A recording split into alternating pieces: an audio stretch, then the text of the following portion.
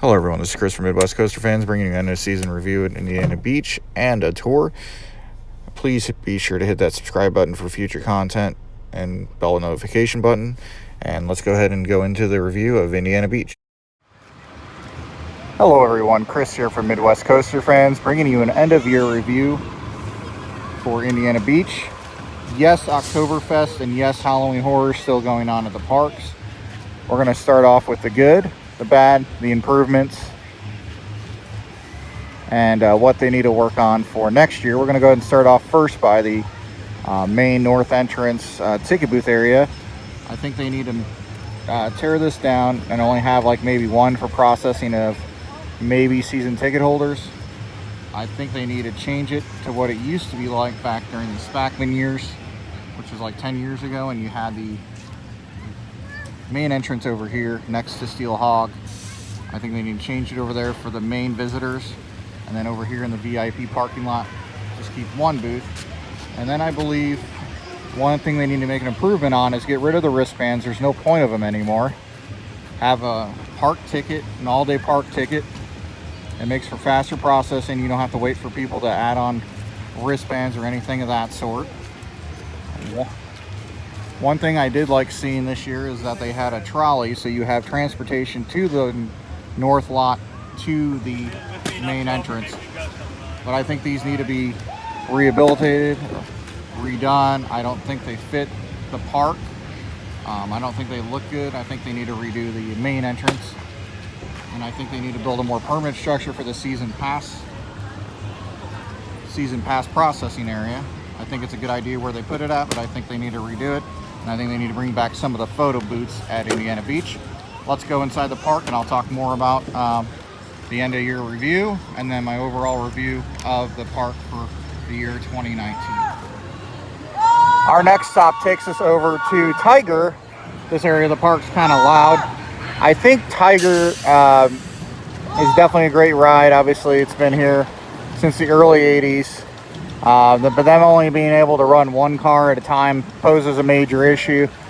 I think it's a great ride, but I think it's time to maybe rehabilitate it, or whatever you call that, rehab it, get it up to current specs so they could run the 3 cars again. But until then, you know, definitely keep it because it's a classic ride. There's not many of these left. But it's still a smooth ride, a little loud this year, but other than that, great ride. And it's a classic, so definitely give props to Indiana Beach for keeping it going. Haven't had any issues this year. The only issue is obviously they're only able to run one car at a time. The next ride in our review brings us to Zero G, a Larson Loop. The problem with this one is it's a little older model, and I've heard rumors that Indiana Beach might either refurbish or they might just get rid of it and add a new flat ride in place. As you can see, I think it was meant to be a temporary ride, maybe. Like they didn't want to keep it here more than 5 years. It's definitely brought in from a carnival. You can definitely see the trailer park. It still, to me, is much better than the large Larson Loops because it has the speed and it's mainly controlled by an operator and not a computer. But I definitely hope they either refurbish this thing or get a permanent version of the Larson Loop or replace a flat ride in its place. We're still in this area. If you could hear, sorry, this thing's a little loud over here. Brings us to Galaxy Pier, or the old Galaxy Pier. The water park is officially closed for the season. So I'm hoping that they eventually add new water slides. I definitely think it's time for an upgraded water park. As you can see, I mean, they have 5 water slides, but you have this empty spot where Galaxy used to sit at. And I believe they need to figure out what to do with this space, either add more water slides or add flat rides or something in its place. Bring back to life what used to be Galaxy Pier. And I think that's definitely room for improvement is the water park and Galaxy Pier for 2020 if they're able to. Let me know what you think by commenting below. And then looking over here, we have the Schaefer Queen. I can't say anything negative about the Schaefer Queen. It's a great cruise. I wouldn't add anything differently besides maybe a new audio system on the second part of the ship. And that kind of concludes this area of the park. And we could definitely take a glimpse here. We'll see Cornball taking its first drop.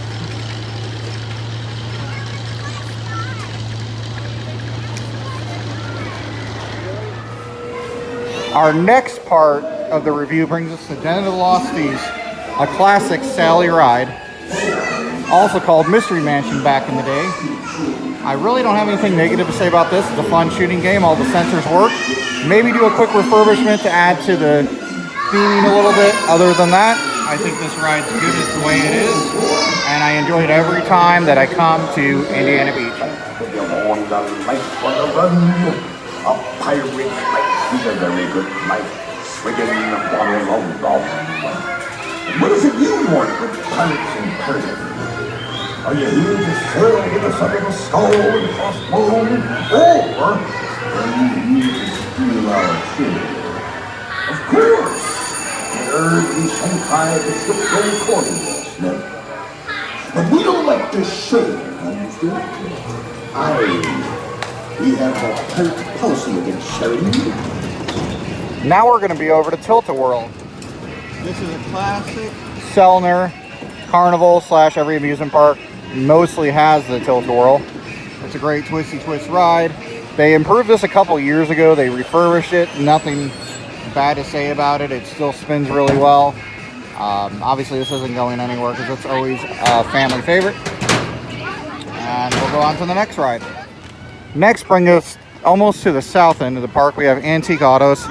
Nothing really improvement-wise to say. They've been adding new wood. I think maybe eventually try to get new cars because these ones have been kind of struggling up the hills. But definitely great scenery and everything of that nature. So I definitely love that ride. The Sky Ride is closed today, but that's definitely another great attraction. It takes you from one side of the park to the other. Not many type of sky rides left like this. And then we look over here, we have the old ski show. I know many of you guys would love to see the ski show come back to Indiana Beach. And then we have the old taco shop that's now La Tiqueria. I can't review it because I have not tried it this year, but I've heard from people that it's really good. And then we have a Lost Coaster of Superstition Mountain over here. Great ride. The only downside is they can only run one car at a time. I was told due to an issue with the computer. So until that gets fixed, they're only going to be able to run one car at a time on it. Definitely one of the most unique coasters. That's the only thing I would improve on that is to add another train to it. And we have the Sky Coaster, typical Sky Coaster ride. Can't really say anything bad or negative about that. Here's another part of the old ski show that used to be here at Indiana Beach. I think they definitely need to bring that back because it was a great thing for the park to have. Then you have the water swings. Can't say anything bad about those. The only thing I would like to see them do is to maybe add a taller version of it like they have nowadays over the water. I would love to see a power swing in the park as well, and I'll show you where I think it would look great at to kind of bring some more revival to the south end of the park. You have the bumper boats over here. Was added the first year Apex took over. Great way to stay cool on a hot day. Called Captain Crow's. Nothing bad to say about the Ferris Wheel. They put a lot of money into it. First year that Apex took it over, so about 4 years ago. New LED lighting. Here's the negative. I shouldn't say negative. And I'll go over where they really need to make improvements, which is going to be mostly restrooms and other things of that nature. But I think this merry-go-round either needs to be repainted and redone, or they need to get rid of it and put a better flat ride here. There used to be a bunch of games over here. If many of you guys remember, back in the day, Indiana Beach used to have games over on the south entrance, and you used to be able to That's what all these things are boarded up. There are no longer that anymore. The suspension bridge is currently closed. But over here, and you'll see kind of remnants of it, is where the miniature golf used to be. They have not done anything with this area at all. I think this would be a great addition for like a flat ride or a couple flat rides, or it could even be a great spot for a new kiddie area or anything like that. But I think they need to do something with this area. I've recommended maybe a power swing. There's a couple other new flat rides you could put. The thing with the power swing is you would kind of be limited due to the fact that the Hoosier Hurricane sits right there. So there's a way to do it, but I think if you added some new rides over here, maybe kiddie rides, maybe flat rides, I think it would add a great addition. But since they're not utilizing where the miniature golf used to be anymore, I think it's time to definitely do something with this area. And you can kind of see over here, they have retracked portions of the Hoosier Hurricane, and I was told they're going to continue to do that, so we'll go over that. We'll go over the main roller coasters here in a little bit. That's the main problem I was talking about, is that you can't add really a power swing over here because of that. But I think there is a possibility you could still manage maybe to do it. And this year they made it the Al Weber Memorial Station. So if they're going to add that, I think it's time to revive this area and make it look better. I think that's something that definitely Al Weber and Spackman and all of them would definitely like to see. It's now just a kiddie train station area and an unutilized portion of the park. So we're going to go into other portions of the park, mainly improvements, and we'll overall review the rest of the roller coasters in the park as well. Next is going to be the log flume. I can't really say anything negative about it. It's a classic log flume ride. Keep it the way it is, maybe add where you get more wet on it. Other than that, that's really the only thing that I would change on it, just to add more wet elements. And next we're going to go ahead and hit up the Steel Hog, Falling Star, and Musical Express area. And next we have the Hoosier Hurricane. Portions of it were retracked this year, but the first drop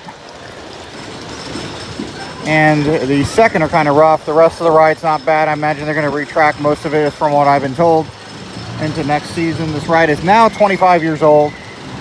Check out this great view of everything from the exit of the Hoosier Hurricane. And we'll be over to review Cornball. It's going to be one of our last roller coasters to review. They're only running one train on Hoosier Hurricane this year. I've been told that they are going to run two next year. They have refurbished the second train, so it'll be running full capacity next year, which is great news. And as you can see down there, we're looking at Rocky's Toy Box at Kiddieland area. We'll go ahead and do a review on that here in a minute as well. But check out this view from the exit point. And before Hoosier Hurricane is such a fast ride in terms of, like, it doesn't last that long. Here in a minute you're going to see it hit its last brake run. But yeah, definitely a lot of retracking is going to be done to the Hoosier Hurricane, and that'll definitely smooth it out and make it one of the top wooden roller coasters in the Midwest again. As you can see, they have improved a lot of it, and I like this right here. We're showing it, 25th anniversary. That was kind of cool how they did that. And there it is. It's back on its last brake run. Now, obviously, I can't say much about bathrooms or video. Obviously, that would be weird. But I think they need to remodel these bathrooms, make them more handicap accessible. This is one of the bathrooms by Cornball. I just think it'd be great if they could do that. I know it's really hard with the facility in place right now. Possibly just tear it down and build a brand new one. I think it would make the park appeal so much better if they could remodel the bathrooms at the park.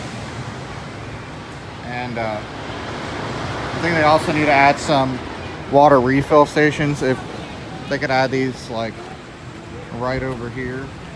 or even where the fountains are currently at. That would help a lot of people, so they refill water bottles while they're here, and the water will be filtered so you don't have that weird taste that everybody complains about. But this is the one I think they need to show improvement on. This is one of the things I definitely don't agree with. Definitely it's something I believe they need to improve on. So let's go ahead and give our review of the Cornball line. Our next review is going to be on the Cornball Express. It's running the best that I've ever seen a wooden roller coaster run. Great airtime. Still not rough at all. The only downside is it's only running one train. And I've been told it'll always run one train due to the computer as well, but also due to because with the amount of time it takes it to run its route anyways, it doesn't take long at all. So definitely come and check this coaster out if you haven't done so yet. This is one of my favorite wooden roller coasters in the United States that I've ridden, just because the amount of airtime that's given on this ride is amazing. But yeah, definitely come in and check out Cornball Express, still running better than ever. And next up is going to be Rocky's Toy Box on our last 3 parts of our end of season review at Indiana Beach. So here's one thing that I forgot to hit on, which is the elevators that operate on the coasters. Hopefully they could improve and get these things working next year. The reason why it's definitely needed here is because the platforms sit so high they have to walk a million stairs. So I think they need to definitely get those going on Hoosier Hurricane and Cornball Express so that more handicap riders can do that. Obviously you don't need it on the Steel Hog because it's already handicap accessible, but definitely hope to see that next year. Now let's get on to the other reviews. So I keep on saying I'm going over a different area, but this is the last update. So I think Indiana Beach needs to bring back the on-ride photo booths back. I think it would add to the experience of being at Indiana Beach for memories and so forth. A lot of families come here for first-time family memories, and I think Indiana Beach needs to get these cameras working for the 2020 season as well. Let me know what you think by commenting below on this YouTube video. It was a little loud, so I had to do a voiceover, but yeah, there's 4 dining options. You have this burger place, you have the taco place, the pizza place, and the sub place, and then there's a barbecue place that's going to be opening, I believe, in 2020. It was supposed to open this year, but for some reason it was delayed. Not sure why. But definitely a lot of dining options, and then you also have the all-day dining deal. That's a great deal. You get 1 meal a day, so it's great for local season pass holders, definitely. If you're not going there all the time, I definitely probably wouldn't recommend it, but the prices are pretty affordable at Indiana Beach, so definitely check it out. For the 2019 season, Indiana Beach added Rocky's Toy Box. Now this area is pretty loud due to all the roller coasters around it, so I had to do a voiceover again on this. But this is going to be a new train station, and then you have the rethemed areas. It looks really good. It looks a lot better than what it used to back when it was just plain. So Rocky's Toy Box is definitely a great addition. Then you have the talking train area where he tells stories to the kids. Sometimes it's hard to hear it, so I would like to see them get louder speakers because of the roller coasters going overhead. Hopefully they can fix that for the 2020 season. As we go further along here, you could definitely see all the additions that they've added. New queue lines for Rock and Tug, and then they changed the name of the whale ride, which they're both great rides. But as I go up this exit point over here, you're going to definitely see the theming that they did on the back side of here, which I think is great because you are now seeing a themed area and you're not seeing the back area where they store all their equipment and things of that nature. So definitely great on this. I give them a 2 thumbs up for doing this with the Rocky's Toy Box this year. And I'm pretty sure they're going to improve upon it, and you're going to see a lot more improvement as time goes on. Hopefully a new kid coaster maybe in this area as well. That would definitely be a great addition to Indiana Beach. That's the only thing I think this kids area is missing mainly, because there's plenty of kids rides, but that definitely you could always improve on that. Since it's a family friendly park, it's always great to add more family friendly and kiddie land attractions to the park. And the last review of today is the Steel Hog. An El Loco S&S, designed by Alan Schlick, however you pronounce his last name, designer of famous roller coasters as such, like Steel Vengeance and other roller coasters. As you can see, there's the famous outer bank turn that they use in most of their rides now, and the famous 0G roll right here with stall time. Total time for this ride is about 46 seconds. And as always, I give this thing 2 thumbs up. They run this thing really well. For other models like this, this is a prototype. There's not many of these left. S&S is now just coming back out with their roller coasters. But like as you can see, if you look right over here, you have the famous Outer Bank turn that they use on the current RMCs designed by Alan. The 0G stall right here, and the famous fast switchbacks. This is one of his first models that he designed for S&S. Great engineer, and this concludes all of our reviews of the rides. This thing still runs great. They're running 2 cars, and I'm gonna go ahead and go to the front of the park, kind of give you guys an end of season overall review grade. Thank you for joining me on this YouTube video, and be sure to subscribe. The letter grade will be coming here just in a second with a full analysis and review. And I'm actually going to go out to this spot over here, the gravel lot, where I've been told something big is coming in the next couple years. So I'll be out there in a second. Okay, so I'm going to go ahead and conclude my review of Indiana Beach. This is where the old park entrance used to be at, and this is what I said. I think they need to go back to that, because you have this wide open area right here, and you could still use the other one for parking. But I think things are going to change anyways, so I don't know how they're going to do it, because I'm hearing rumors that this whole parking lot right here is going to be the next planned coaster for Indiana Beach. I've been told there possibly could be blueprints. Actually, I've verified that there probably is blueprints. Just don't know what kind of roller coaster or what roller coaster type is going to be here, but it's going to be for 2021, not 2020. Let me know what you think by commenting below. But as we take a look at the Steel Hog here, I'm going to rate the park a B+ this year, because the operations ran a lot better. They fixed a lot of the issues from last year. The only thing I could rate really bad, kind of, because it hasn't been really approved upon since Apex has owned the park, is probably the water park. But I imagine some improvements are going to be done here very soon on that. The food is really good, even though there's not a lot of food choices, it's really good. Also, the ride selection is good for a small park. I just wish they would add more new rides, and that was probably going to happen soon. But I mean, they got all the other rides running up to specs now, so now it's time to focus on improving the park. Let me know what you think, the next thing you think they should add in 2020. I mentioned flat rides and an improvement to Galaxy Pier, and also to include an improvement to the water park. Let me know what you think. But as you can see, this parking lot here is very, very big. It's not a small parking lot, it's very big. So this is going to conclude our YouTube end of year review for Indiana Beach. Definitely get a chance to get out here if you haven't done so already. There's a lot of nice resorts around. If you look over here, you could go stay at one of the cabins. They're running really good deals till the end of October, so definitely check it out. If many of you guys don't know, the Steel Hog was designed after Alan, who also designed Steel Vengeance and many other great RMC rides as well. So this is one of the last remaining El Loco roller coasters by S&S.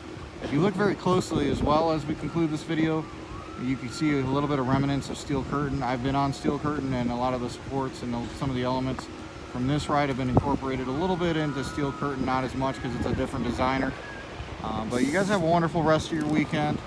I hope you guys enjoyed my end of season review for Indiana Beach. Like I said, get out to this park. They're running great deals on season passes, tickets, and so forth.